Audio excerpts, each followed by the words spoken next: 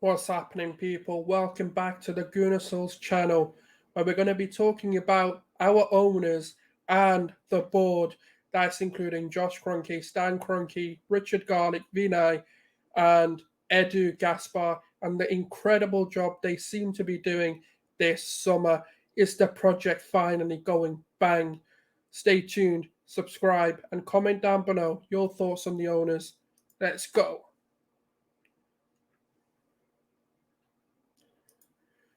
Yes, that's right, people. Is it time to apologize to the owners for the disrespect that we may have been giving them? Is it time to put the Cronkies out banners aside and put them away and lock them away for good?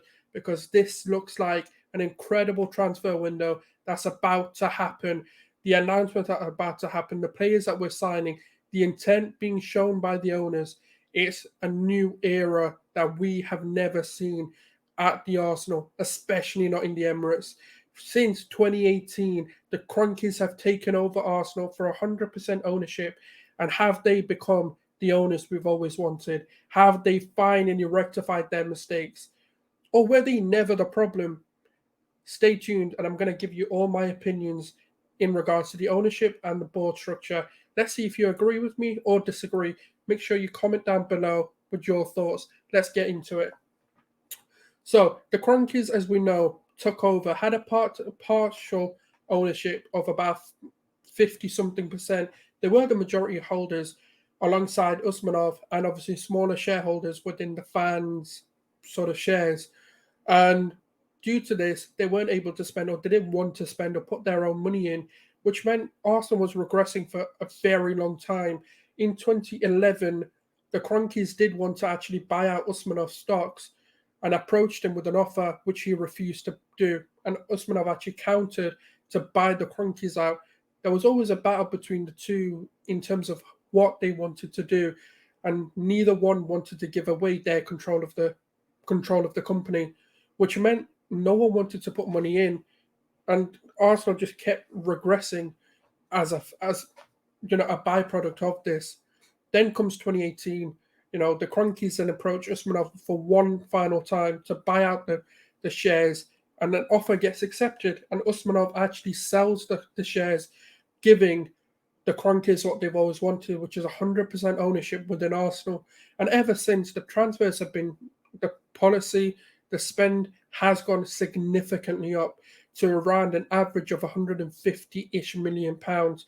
Yes, there's some windows where we spent less, there's windows where we spent more, but on average, it comes to about 100 to 150 million pounds, which is an incredible, incredible feat for Arsenal because yes, we make a lot of money, but we've never really been able to spend it.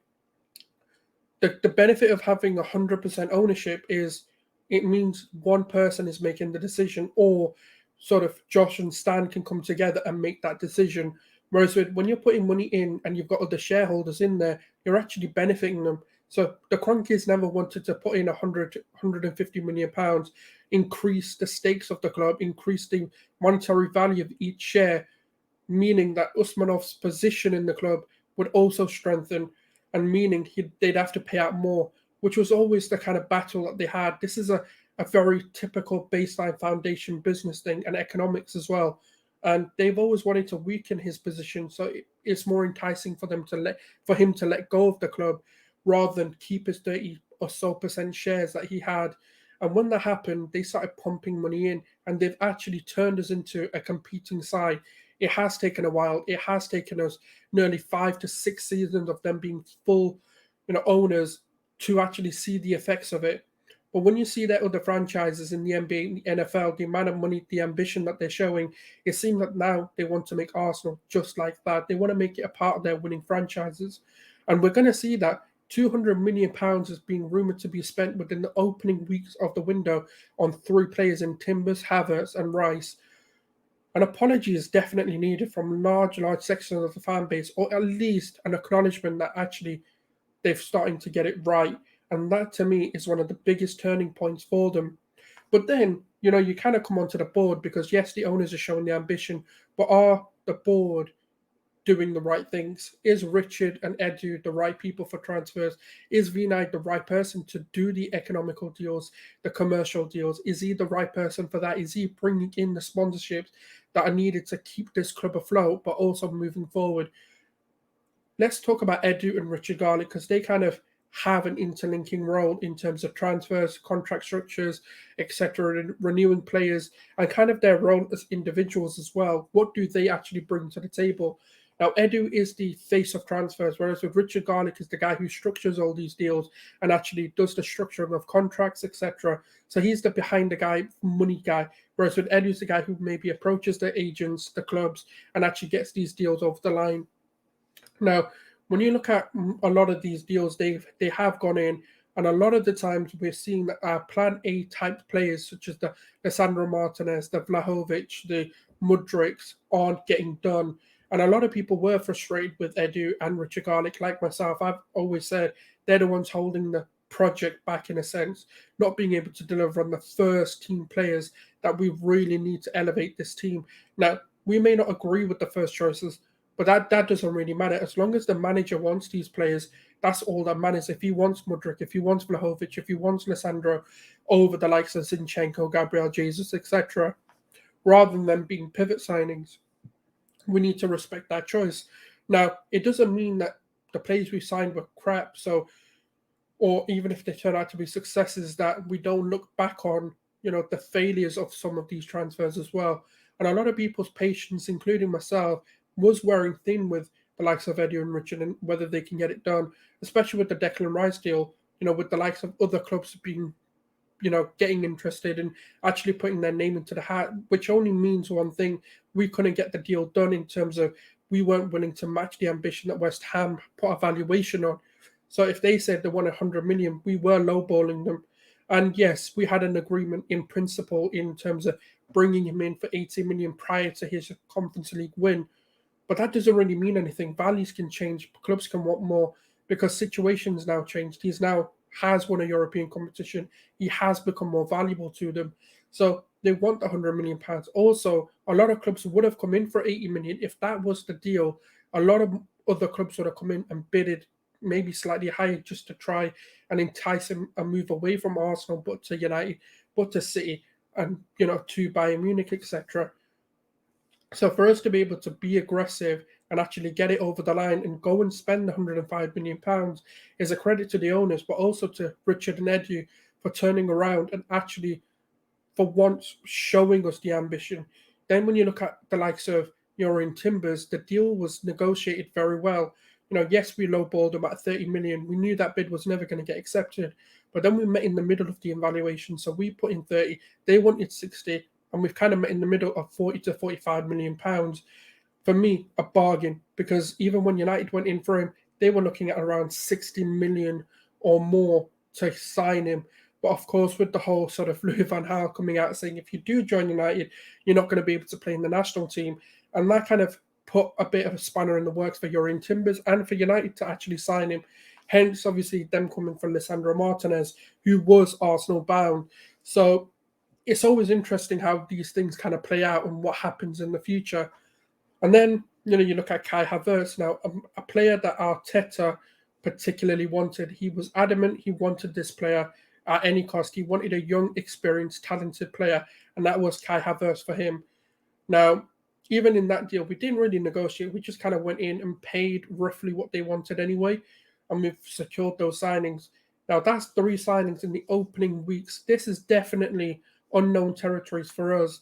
And now it's about what can we actually sell our players for, the likes of Granit Xhaka, the likes of Thomas Partey being touted to move, all these players who are, surplus to requirement. Can we actually get anything back for them? Can we get something and recoup some of that money back? Can we sell Eddie and Nketiah for 25, 30 million? Can we sell Thomas Partey for the 40 million that's being touted around? Can we go and get, 20 to 25 million for Granit Xhaka?